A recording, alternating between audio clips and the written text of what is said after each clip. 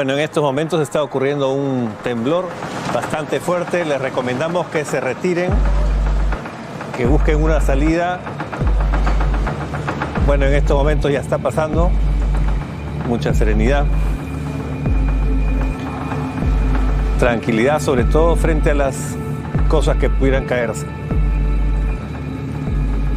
Bueno, ahí ya está pasando, hemos visto un temblor de magnitud, pero ya está pasando, así que mucha tranquilidad en casa y sobre todo busquen lugares seguros, lugares donde no se puedan caer objetos desde el techo o de las paredes.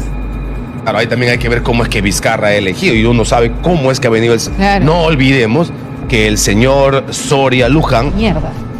Un rato hay un temblor bien fuerte a esta hora, muy fuerte.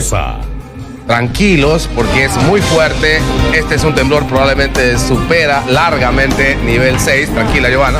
Tranquilos todos. Es una situación bien delicada, muy fuerte. Probablemente lo más fuerte que hemos sentido en los últimos tiempos. Mantener la calma todos en casa, por favor. Si están escuchando la radio, ubiquen el lugar seguro de la casa, el que ya eligieron antes. Quédense ahí, esto va a pasar, ya está pasando, ya se está yendo. Ha sido el sacudón más fuerte que hemos tenido en los últimos tiempos. Ya estamos, 5:20.